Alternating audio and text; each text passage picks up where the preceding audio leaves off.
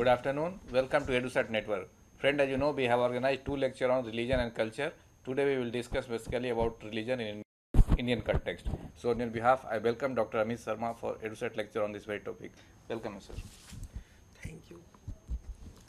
Today we will discuss religion in India. This is very interesting that all world religions are situated in India.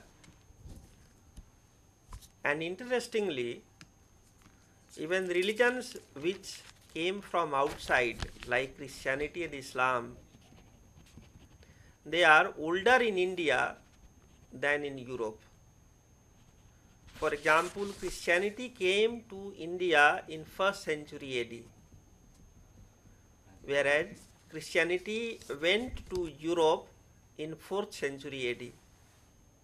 In other words, Christianity is an Indian religion and not the European one, as most people understand. Therefore, in some sense, religion in India is also an introduction to religion in the world. But before we discuss what is religion and how Indian religions have contributed to the life and culture in India, we must understand that there are indigenous terms in India, for example, dharma or dhamma, which is usually understood as religion, but there are differences. Let us try to understand the basic difference between dharma or dhamma. Dharma is a Sanskrit term, dhamma is a Pali term. Both mean the same thing, and both are different from religion. The root of religion is religare, which means to bind. As we bind sticks together in a rope, as we bind a cow or a buffalo to a pole, in the same way, religion binds different people together in a close-knit whole. This is some sort of binding. This is external. For this, we need three things. We need a rope, we need a pole, and we need somebody, maybe a human being, maybe a god, maybe a prophet, to bind it, an agency. Therefore, in Semitic religions, that is Judaism, Christianity and Islam, three things are very important. One is the prophet who binds. Second is the book, which is like a rope. And the third is a place of worship, a designated place of worship, that is like a pole. Therefore, in Christianity, we have Jesus the prophet, New Testament or the New Bible, and the church. In Judaism, we have Moses as the prophet, Old Testament or the Old Bible or the Hebrew Bible as the book, and the synagogue as the place of worship. And in Islam, we have three things: Muhammad as the prophet, Quran as the book, and mosque or masjid as the place of worship. In case we apply these three criteria to Indic religions, Hinduism, Jainism, Buddhism, Sikhism, it is very difficult to find anything like the prophet, anything like the book, anything like the place of worship. What is the book among the Hindus? There is no one book on which all Hindus have agreed. from the Vedic times. Even in the Vedic age, everybody did not believe or read the Vedas. Only the experts read the Vedas under the feet of the Gurus. They were called Brahmins. But every Brahmin was not entitled to read or recite the Vedas. Only those Brahmins were qualified enough to read the Vedas who were Supatras, suitable persons. Therefore, there is no book in Hindu society which is a must to be a Hindu. Without reading a book, you can be a Hindu. You can read some books of your choice, but nobody is there to prescribe you that book. That book you select on your own. And once you select a book, you no more remain a Hindu. You become a Vaishnavite in case you read a Vaishnava text. You become a Saivite in case you select a Saivite text. You become a Shakta in case you select a Shakta text. But it is also possible that you are a Smarta. I will discuss with these terms a little later. At the moment, I am trying to differentiate between religion and dharma. In the same way, there are no prophets in Hindu society. There are no prophets in Jainism. There are no prophets in Buddhism. Buddha is not the prophet. Mahavir is not the prophet. They are teachers. They are Tirthankaras. They are Bodhisattvas. It is different from the prophet. The prophet is one who receives the revelation from outside. For example, Muhammad received the Quran from an angel called the Gabriel. Therefore, there is a mediation of Gabriel between Allah, the God, and Muhammad, the Prophet. And then the Muhammad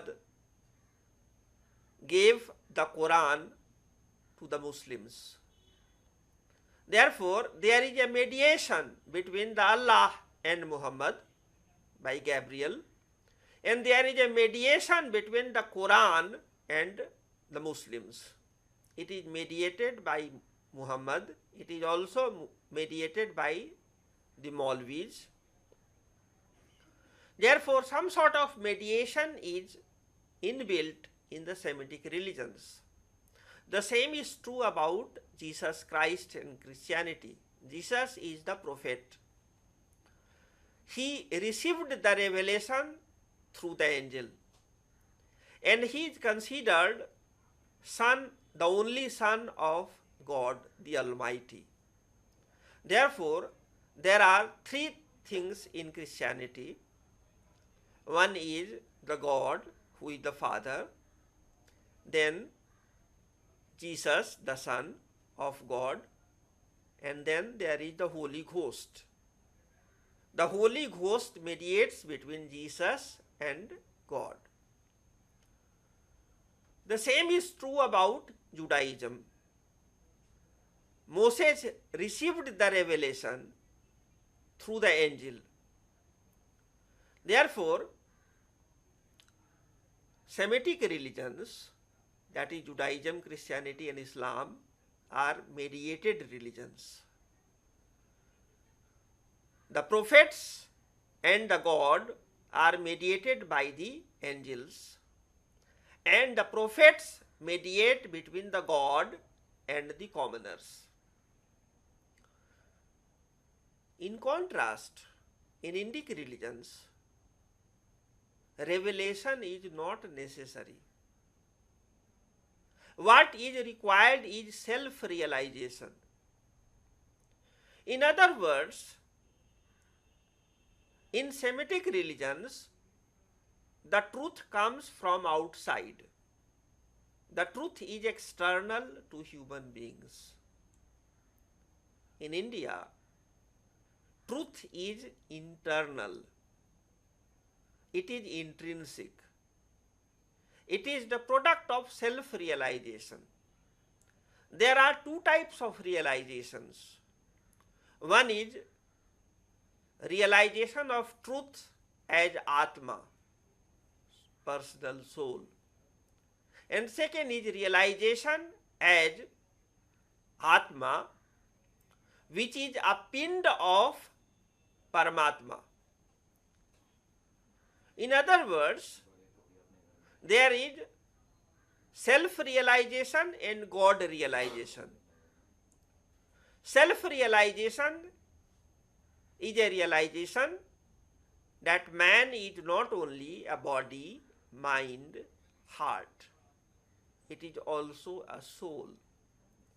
And the soul is made up of particles, of elements, which is divine, the God, the Paramatma, the Almighty. There is no difference of quality between human beings and God. This makes it different from the Semitic religions, because in the Semitic religions, human beings are inferior and God is superior. They are made up of two different qualitatively things, two different qualitatively different elements. Human beings can never attain divinity the way God is divine. Human beings are considered fallen from grace. Adam was banished from heaven on earth, and Adam or Adam is the first man in Semitic religions. There is no such a story of fallen in Indic religions. The reason is very simple. As I said, dharma or dhamma is rooted in dhri dhatu. Dhri means to sustain. For example, there is a glass and I sustain it. I want to sip it. I have my clothes, I wear it, but I can also remove it. Therefore, religion is very different in India. Religion or dharma is very different in India. There is no book, there is no prophet, there is no mandatory prayer. You can realize God anywhere, anytime, without any mediation. It is also not necessary to believe in God. For example, in Jainism, there is no concept of God. But even then, it is a dharma. In Buddhism, the Buddha is silent about the concept of God. He neither says that there is God, nor says there is no God. He is just silent. Because according to the Buddha, it is not important to believe in an external God. It is important to realize your own self. It is important to do your own karma. The Buddha says, there is dukkha in the world. Dukkha, that is sorrow. He says there is a reason behind this dukkha, that is craving, and it can be eliminated. There is something called sorrow in the world. There is a cause behind this sorrow, and this sorrow can be eliminated in case we remove the cause of it. In other words, in Indic religions like Buddhism,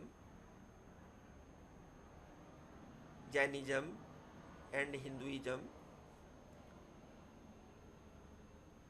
the theory of karma is supreme.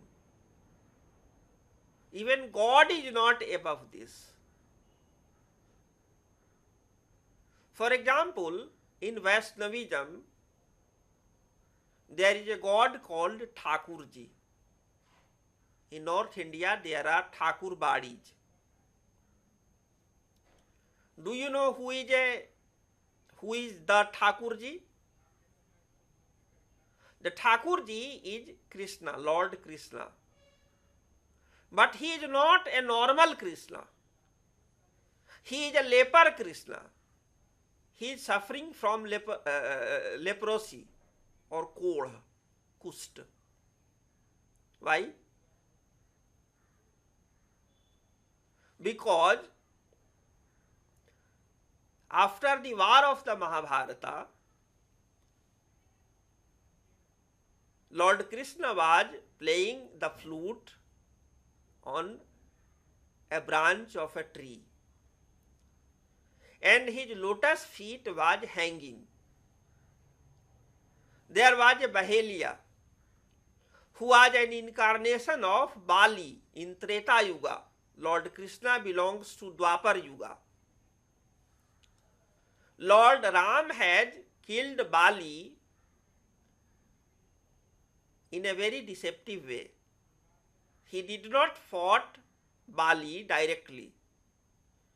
Bali and Sugriv were fighting, and Ram was hiding behind 7 trees. Therefore, from the veil of the trees, he killed Bali. Why?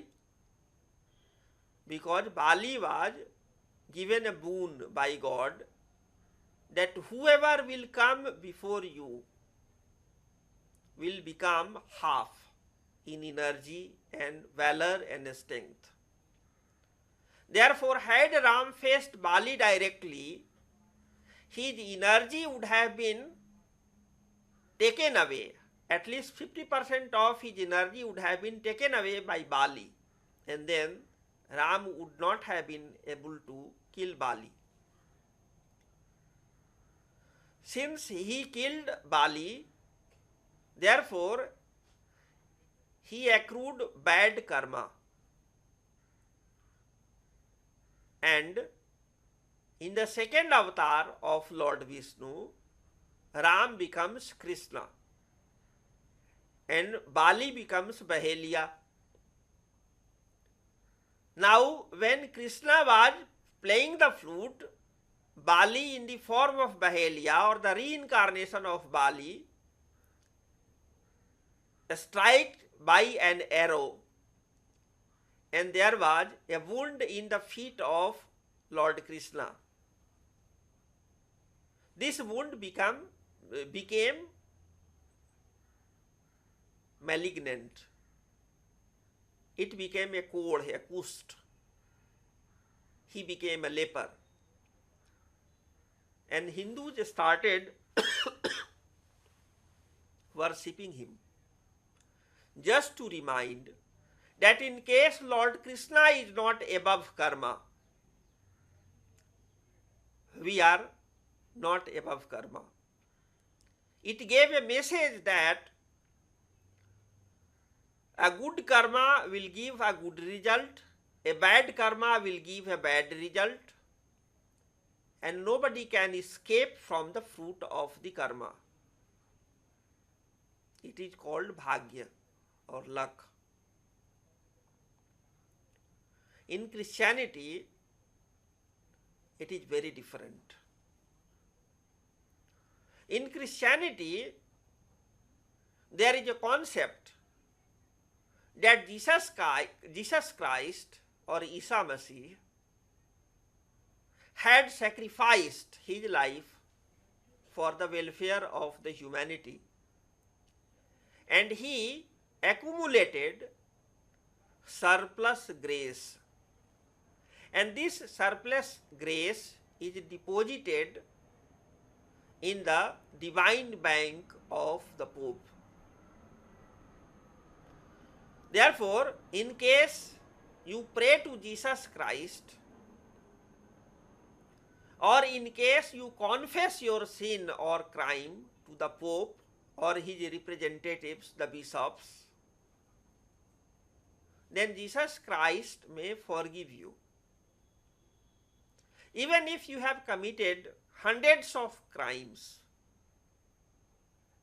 but you confess to the Pope or his representatives, your confession will force Jesus Christ to forgive you. Now, this concept is very different from the Indian one, in which the God is also not capable enough to forgive himself. Lord Krishna as Vishnu cannot forgive Ram, the first avatar of Vishnu, first avatar before Krishna. Otherwise, you know, there are 9 avatars of Lord Vishnu, and there are 4 yugas. The Kriti Yuga, that is called Sat Yuga, Treta, Dwapar, and Kali Yuga. This is a period of Kali Yuga. In Treta, Ram was born. In Dwapar, Krishna was born. In Kali Yuga, Buddha was born. In Kriti Yuga, Parsuram was born. Before that, there are many avatars about which I will not discuss today.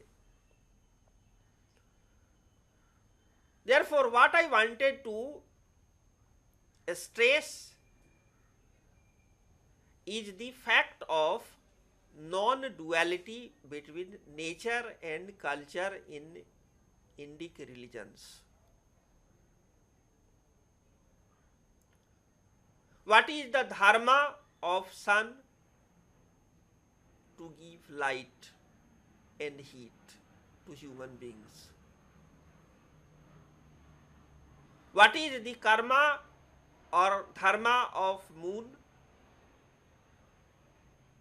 To give light in the night, which is soothing,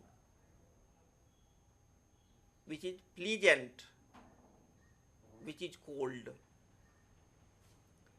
What is the dharma of earth? To sustain beings or jivas. Jivas are not only human beings. Jivas are plants, trees, bushes, insects, animals, human beings, gods. There is a difference of quantity between all these. In Hinduism, it is said that there are 84 lakh life forms. It is called yonis. And a soul transmigrates in 84 lakh life forms. This is linked with the concept of reincarnation and rebirth. In Sanskrit, it is called Punarjanma. What is Punarjanma? Birth of the soul in another life form. Why it is needed? You know that there are accidents in life.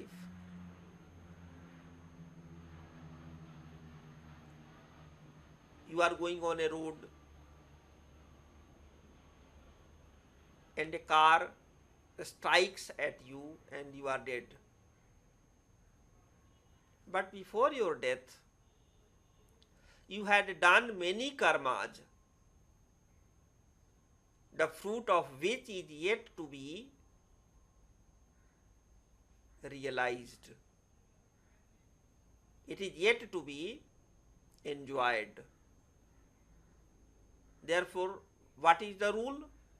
What is the law? The law is that to enjoy the fruit of your life before your death, you take another life. Therefore, Indic religions, Hinduism, Jainism and Buddhism are very logical. They are very predictable. There is no uncertainty.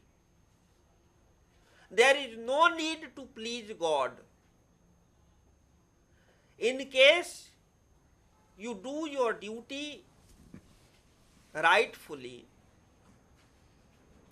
you will get salvation, you will get nirvana, you will get kaivalya. Therefore, you need not fear God.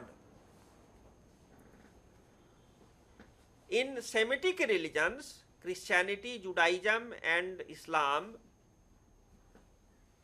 there are two concepts. One is heaven and the other is hell. And everybody wants to go to the heaven and nobody wants to go to the hell. They have a very interesting concept of heaven and hell.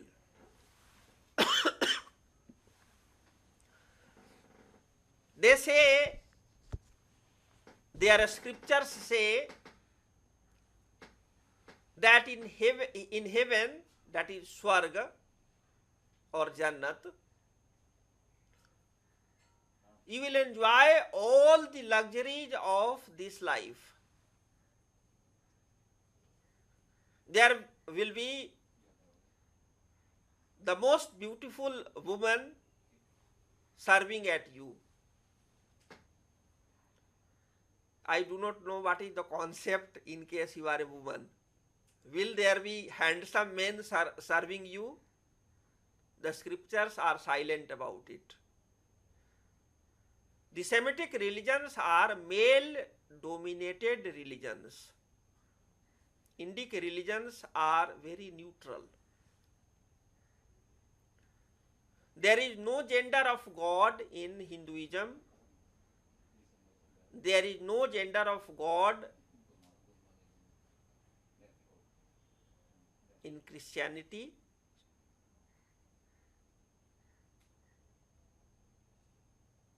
Of Indian variety,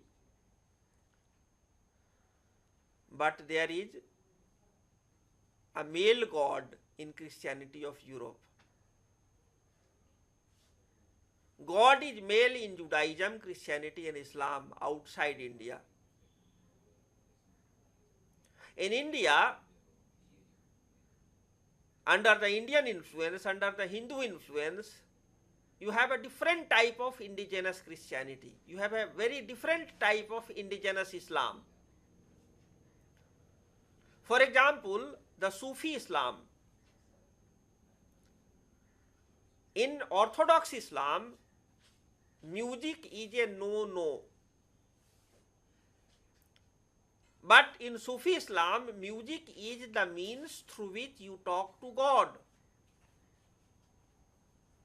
Now, this is the Hindu influence on Sufism.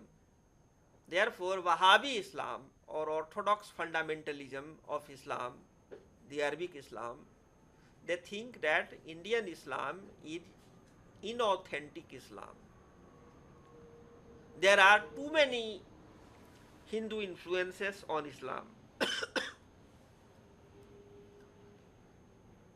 Therefore, I would like to say that in India, dharma is very different. And in so-called Hinduism, there are 4 types of dharmas. One is the most important form of Hindu religion is called Asmartaj. Asmartaj are those who are neither Vaishnavas nor Saivites nor Shaktas. Asmartas are those who worship any god or no god. I am giving you one example. You talk to a common Hindu and ask him what is the form of divinity he or she worships. He or she will tell you, I go to a Vaishnavite temple, that is Ram temple, or Krishna temple, or Thakur Badi, or Hanuman temple. But I also go to a Saivite temple, a Shiva temple, a Ganpati temple. But this is not all. He may also go to a Durga temple or Kali temple. This is also not all. He may go to a Dargah, for example, at Nizamuddin Dargah in Delhi, or at Khwaja Moinuddin Chishti's Dargah at Ajmer. He will also go to Shirdi ke Sai Baba. Shirdi ke Sai Baba is a very interesting case. He was born in a Muslim family. He used to live in a mosque.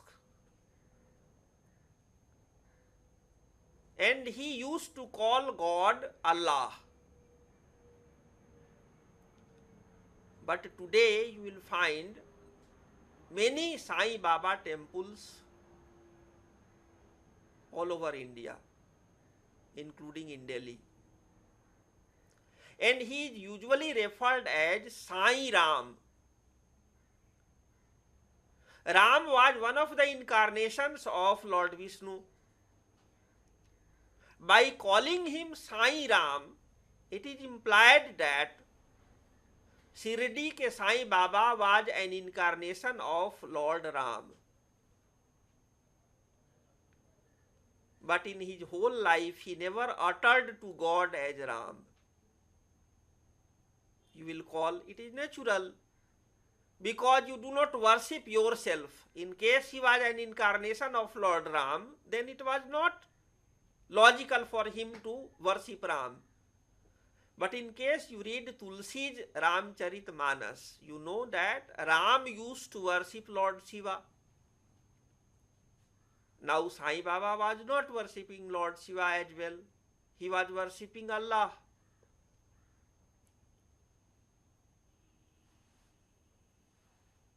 Now, this is illogical, but this is real. I am giving you another example.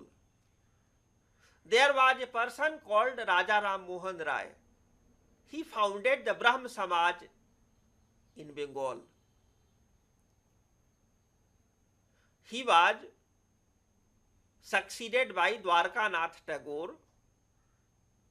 Then Dwarkanath Tagore was succeeded by Devendranath Tagore, who was the father of Rabindranath Tagore. And during the life of Devendranath Tagore, the Brahma Samaj split into two parts. One was led by Devendranath Tagore and the other was led by a person called Keshav Chandra Sen. Now it is very interesting. Keshav Chandra Sen used to say that Jesus Christ is an incarnation of Lord Krishna. There is no difference between Krishna and Christ. Therefore, even if you are reading the teachings of Christ, you are actually worshipping Lord Krishna.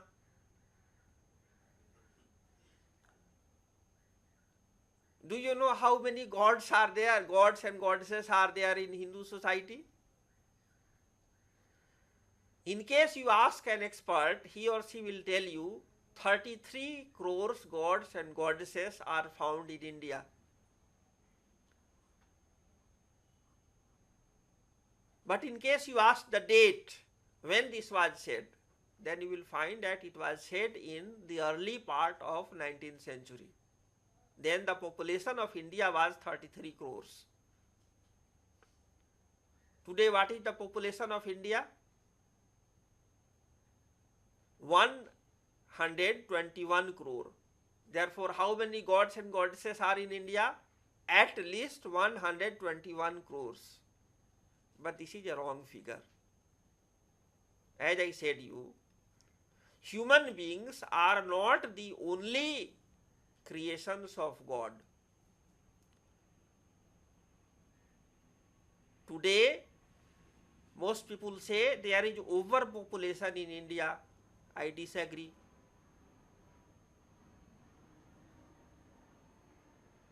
The overpopulation of India is a wrong concept from religious point of view.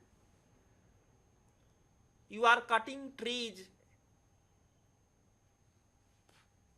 you are killing animals, and they are taking the form of human beings. This is not my concept. This is the Indian concept. On the whole, the world is the playground of the Lord. In Srimad Bhagavat, it is said that the world is the Leela of Lord Krishna. There was a Hindu Acharya called Ramanujacharya. He used to say that the world is an extension of Lord Vishnu's body. Therefore, everything on earth is divine. You must have heard about the Tantrikas and the Shaktas. Shaktas are those who worship Shakti. Shakti is the name of Parvati, Kali and Durga.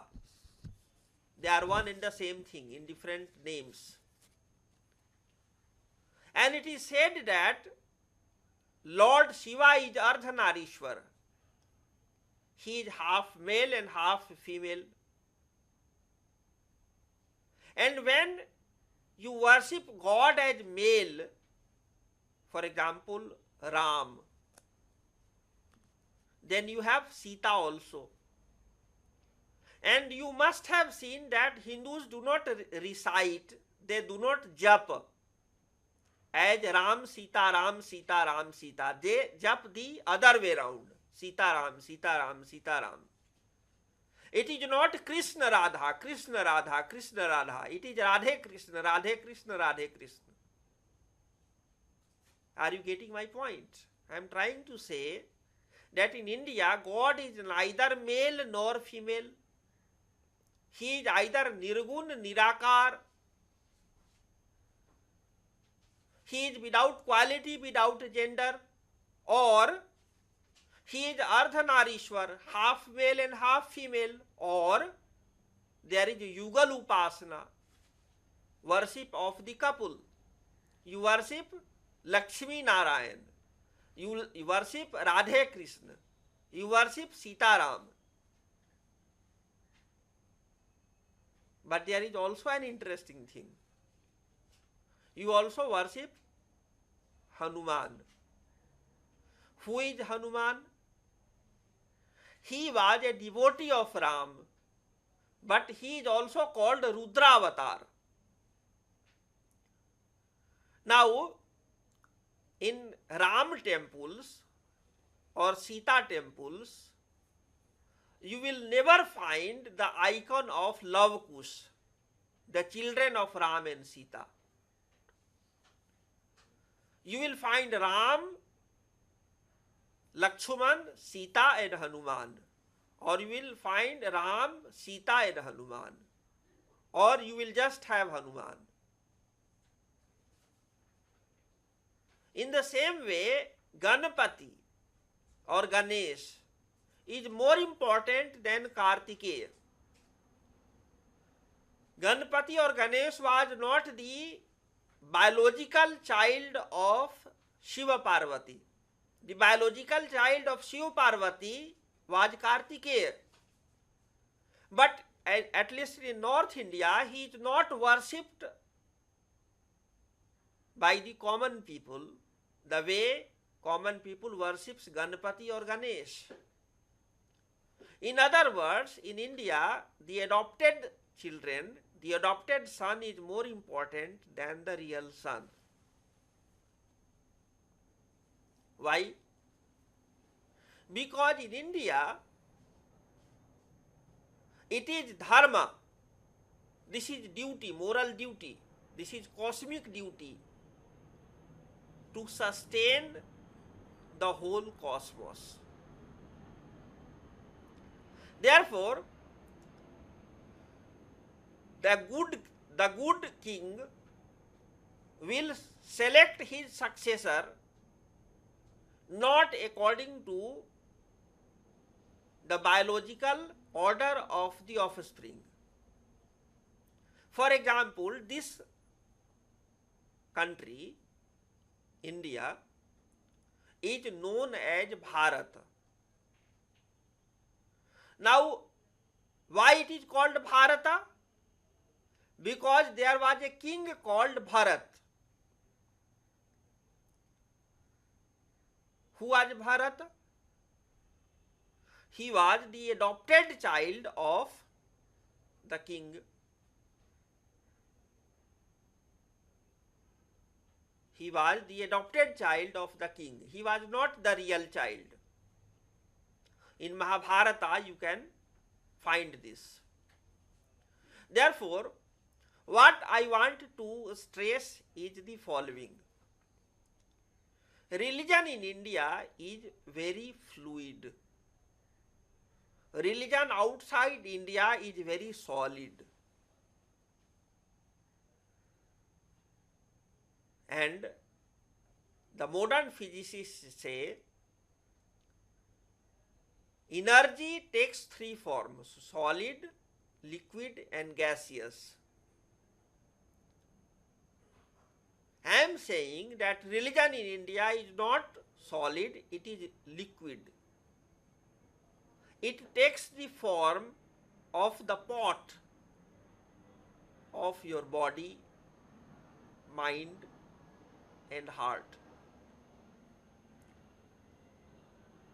You will find many Hindus who feel very comfortable in going to a church. You will find a Hindu very comfortable in a mosque. He or she may easily read the Quran or the Bible, but it is very difficult to find the other way around. You will not find a Muslim who is a devotee of Lord Ram, Krishna or Shiva outside India. But in India you will find such examples. For example, there was a person called Ras Khan. He was a Muslim and he was a great devotee of Lord Krishna.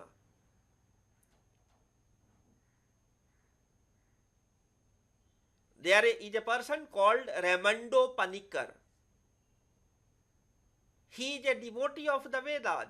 He reads the Vedas, although he is a Christian padri, Christian priest.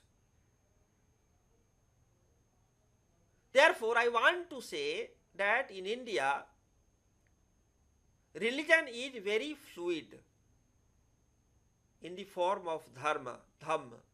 It is very logical and it is something very, very personal. I have seen families which is a Vaishnavite family. where children do not worship Lord Vishnu or different incarnations of Vishnu. They worship Lord Shiva or Ganpati or Sai Baba. And nobody forces them to stop it. Religion is very, very personal in India.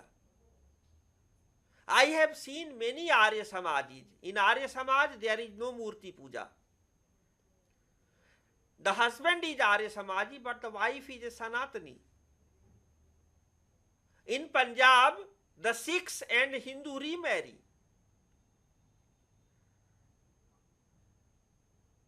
I will give you another example, which is very controversial. Aurangzeb is regarded as a fundamentalist Muslim. And it is said that he destroyed many Hindu and Buddhist and Jain temples. But it is also a fact that he constructed many Hindu and Jain temples. One historian has said he gave money to construct 300 Hindu temples and mosques. Second thing is that he imposed the jizya tax, the religious tax on Hindus. But he lived a very Spartan life. He was a king. His territory was largest among the Mughal kings. But he was not taking a single rupee to live his life from the state exchequer. Whereas his ancestors, for example Akbar, Jahangir and Shah Jahan, used to spend 30% of the national GDP on their personal lives. Akbar may be a great king from political point of view, but from religious point of view, he used to maintain a harem of 5,000 women. He used to sleep with 5,000 women. He used to spend 30% of national GDP on his life. In contrast, Aurangzeb was very religious Muslim. He used to sleep on a chatai, a mat. He used to copy the Quran. And on the basis of the earnings or copying the Quran, he used to live a very Spartan, common life. Such kings you will not find outside India. But Aurangzeb was not the only king. There was also a king called Harshvardhan, who was a Buddhist. He used to donate all his property in Kumbh.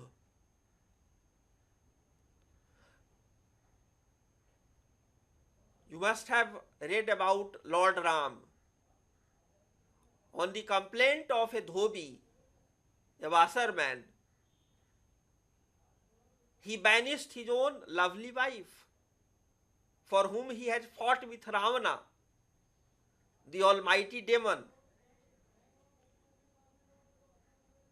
What I want to say is that there is something in India which is unique, which has sustained it for thousands of years.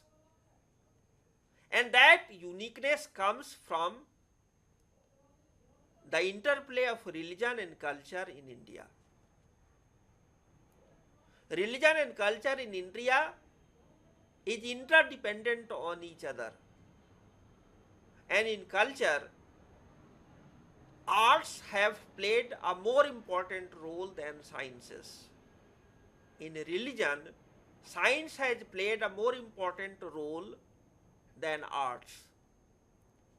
In other words, religion in India is a combination of science and art, mind and soul, heart and mind,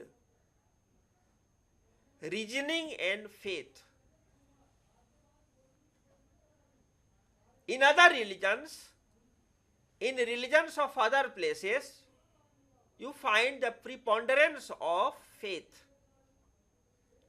the scriptures. In India, logic is more important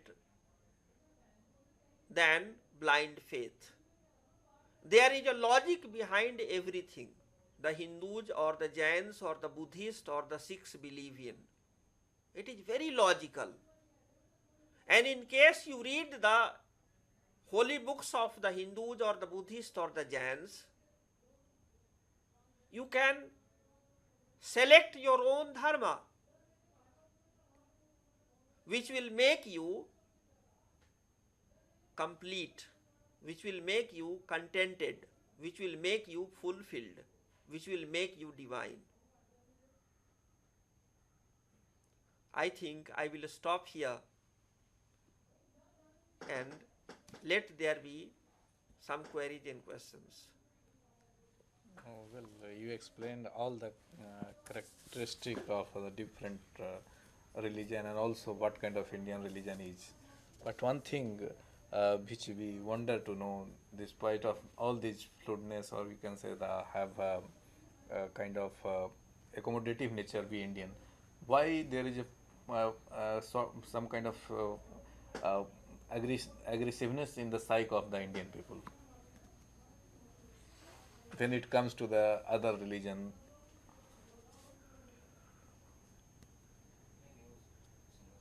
It is a very simple question, but it is simple only when you try to understand it yourself. In case you want to solve it for you, it is very difficult. One reason is that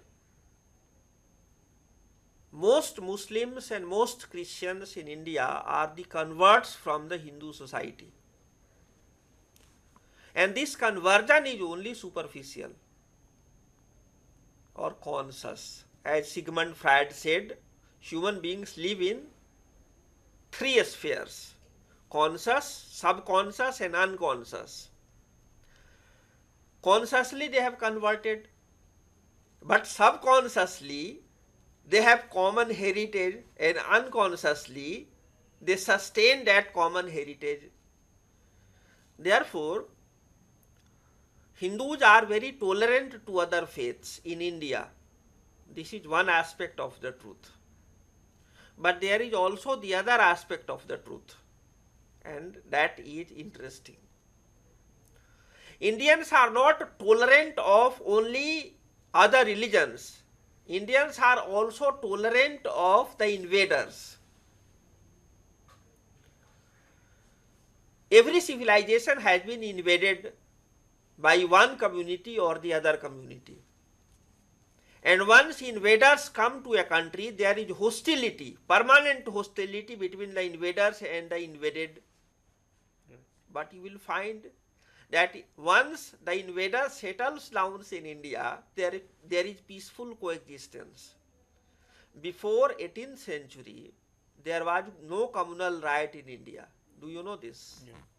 Before 18th century, Before there was no communal riot in India. Before 1799, Yeah. the first violence, communal violence occurred in that Yeah. year, I think. Therefore, the original nature of Hindu civilization was transformed during the colonial rule. And by the colonial rule, we are including only the British rule in India. We are not including the Muslim invasion during the medieval period from 12th to 18th. That is a different type of relationship between the Hindus and Muslims from outside. Unfortunately or fortunately, those Muslims who came from outside have migrated to Pakistan, and those who remain in India are the descendants of the Hindus, by and large. Therefore, they have changed their faith, but they have not changed their culture. Okay. This is the established fact. Yeah. Okay. So, Established fact requires qualification. Established by whom?